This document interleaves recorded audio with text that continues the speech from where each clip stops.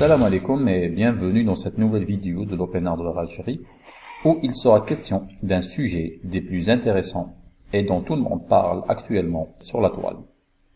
C'est l'Internet of Things ou IoT. Si vous faites une recherche sur le net à ce sujet, vous allez tomber sur des tonnes et des tonnes d'informations et de définitions. J'utiliserai pour ma part une définition très simple de l'Internet of Things. L'IoT tend à connecter des objets du monde physique avec le monde virtuel qu'est le net. Certains diront même que c'est la prochaine évolution d'Internet, un net 3.0. Mais là, on s'égare de notre sujet.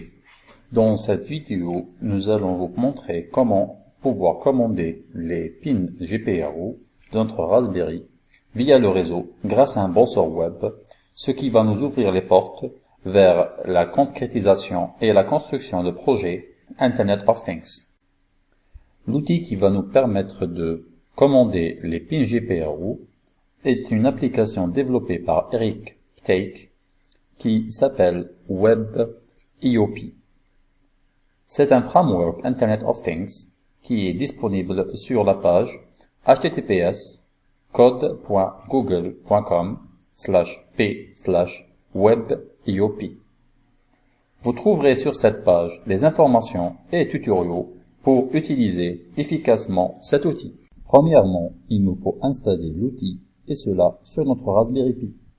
Pour ce faire, nous allons nous connecter via SSH à notre Pi et on télécharge la dernière version de WebIoP avec la commande wget.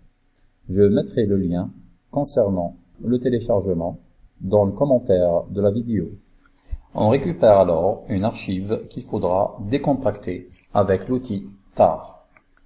La commande est tar xvfz avec le nom de l'archive. On change de répertoire pour aller dans le répertoire WebIoP. Là, on voit qu'on a un fichier setup.ssh. On fait sudo/setup.sh. Le script va s'occuper de télécharger toutes les dépendances et d'installer l'application. Pour démarrer le serveur WebIoP, il suffit de taper la commande sudo/etc init.d WebIoP start, ce qui lancera l'application. On peut vérifier que l'application est en marche avec la commande psax grep WebIoP.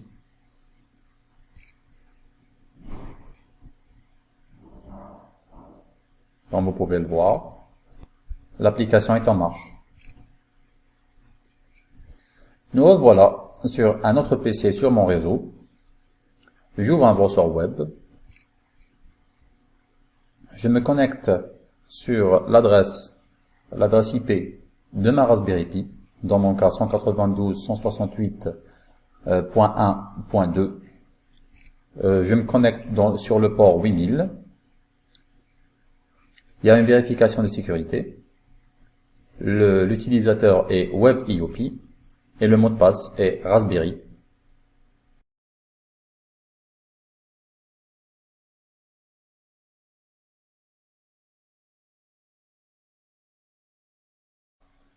On se retrouve alors sur une page Internet dans laquelle on peut naviguer vers 4 différents menus. Le premier lien nous affiche une page sur laquelle sont représentés les pins de la Raspberry Pi, suivant leur ordre sur la carte. On peut interagir directement sur ces pins.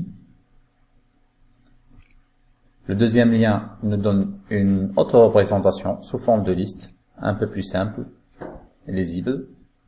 On peut modifier d'entrée ou bien de sortie de chaque pin. Le troisième lien nous mène vers un moniteur série.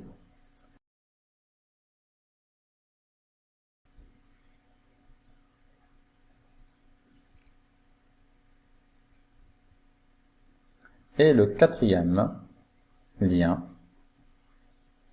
nous donne accès à une page sur laquelle on peut commander des devices qui sont connectés sur la Raspberry Pi. nous avons réalisé un petit montage pour montrer l'utilisation de WebIoP. On va se positionner sur le pin GPIO 25. Si on clique sur l'icône du pin, la LED s'allume qui est branchée sur le pin GPIO 25, comme vous pouvez le voir. On l'a préalablement configuré en out. Si je clique encore une fois, elle s'allume.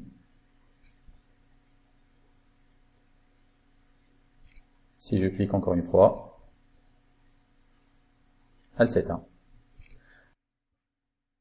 Voilà, c'est tout pour cette première introduction à l'Internet of Things, car avec cette petite manipulation, on peut imaginer des applications pour différents domaines, comme la domotique. Il suffit alors de se connecter à notre PI via Internet et d'interagir avec ces équipements qui seront branchés directement sur le port GPIO. Nous sommes disposés à répondre à vos questions sur cette vidéo ou bien sur d'autres qu'on a partagées et ouverts à toutes vos remarques, suggestions ou bien critiques sur notre page ou bien sur le groupe Open Hardware Algérie, et de la part de toute l'équipe, je vous dis salam.